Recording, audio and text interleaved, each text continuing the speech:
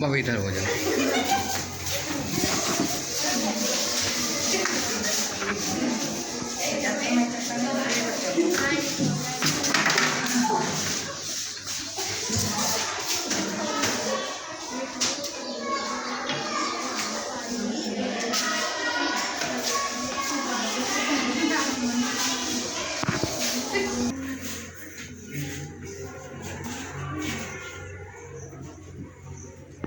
इधर इधर ही कर लीजिए।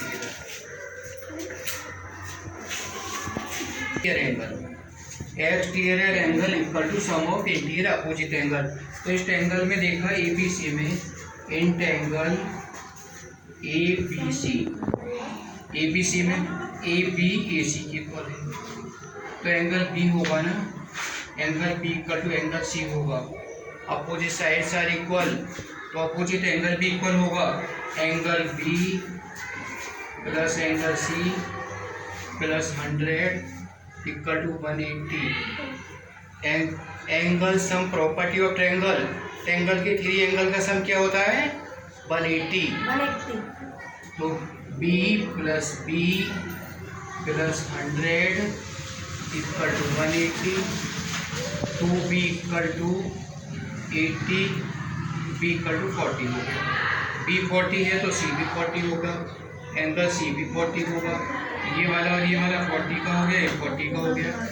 तो एक्सटीरियर एंगल होगा x इक्वल टू होगा a plus b, 100 plus 40 equal to 140 degree. x की वैल्यू हो गई 140 डिग्री। ठीक है, अब हमने देखा पाई निकालना है, तो पाई निकालने के लिए ये एंगल हो जाएगा इधर वाला, इसमें हमने ये ए मान लिया, इसको भी ये होगा opposite angles, opposite sides are equal. A plus 140 equal to 180। 2a equal to 40 degree, a equal to 20 degree. a की वैल्यू 20 आ गई। अब हमें x निकाला, तो x होगा 140 प्लस 20। y की वैल्यू जो एक्सटीरियर एंगल है y 140 प्लस 20 160 डिग्री आएगा। एक्सटीरियर एंगल जो होगा y x और a के इक्वल होगा, ये दोनों के सम के इक्वल होगा। समझ में आ गया ना?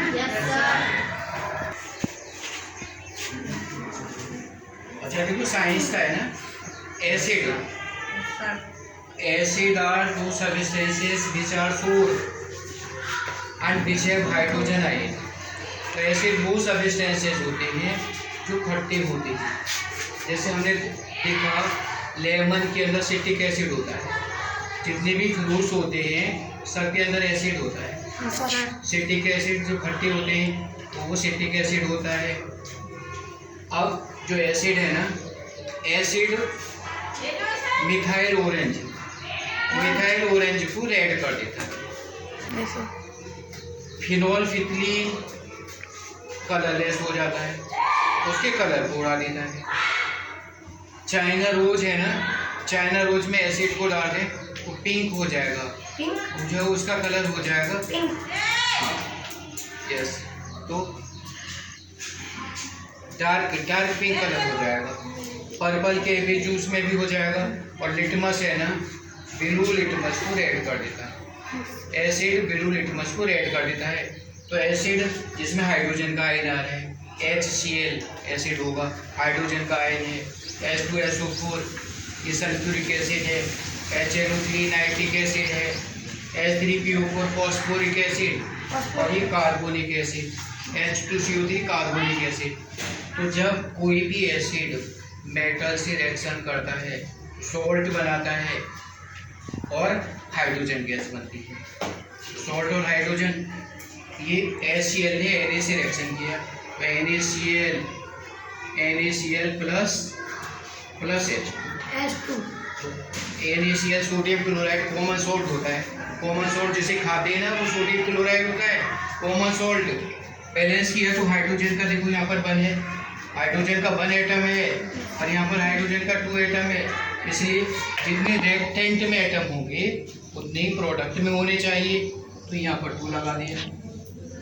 अब क्लोरीन का 2 हो गया, यहाँ पर क्लोरीन का 1 है, ये 1 ये 2 लगा दो, रिएक्शन बैलेंस हो गया। Number of atoms in the reactant, ये रिएक्टेंट है और ये प्रोडक्ट है, इक्वल होना चाहिए। तो ये वाली हम कंप्लीट कर देते हैं, बैलेंस तुमको खुद करना है। ये हुआ Na2SO4 plus H2 sodium sulphate और यहाँ पर NaNO3 प्लस H2 और ये होगा Na3PO4 प्लस H2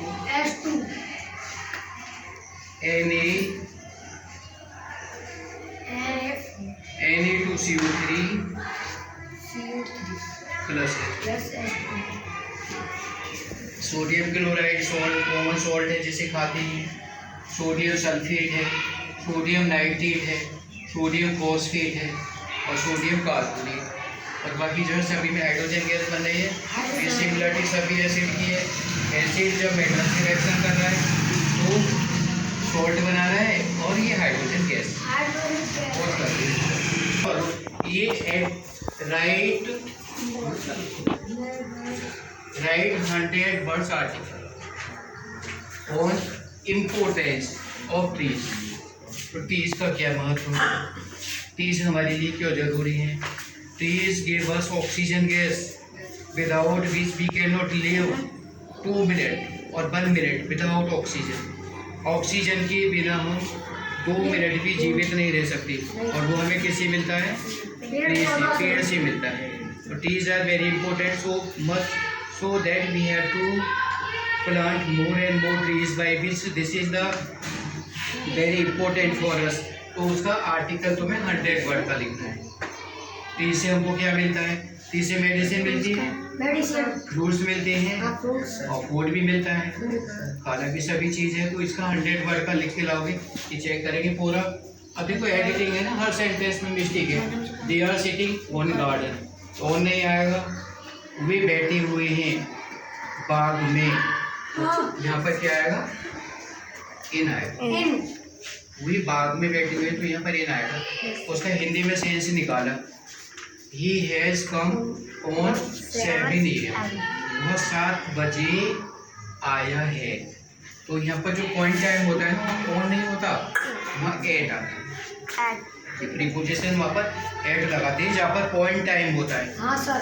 अच्छा, in spite for all means he does not get success. तो in spite of all means सभी सुविधाएं होती हुए भी वह सफल नहीं होता।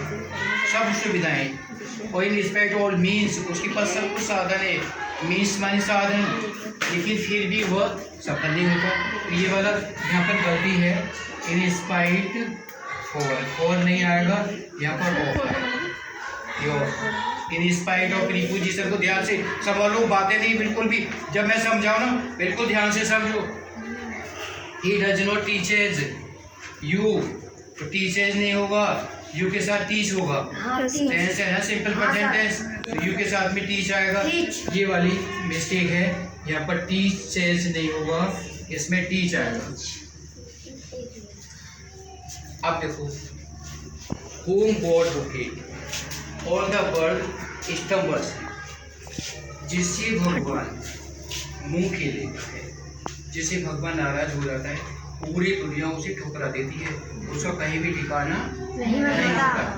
तो दुष्ट है ना, पापी है, चोर है, भगवान उसे कभी भी कुछ होगा और उसे पूरी दुनिया ठुकरा देगी। वो कहीं भी, जिस पर कृपा राम की हुई ताप पर कृपा करे सब कोई।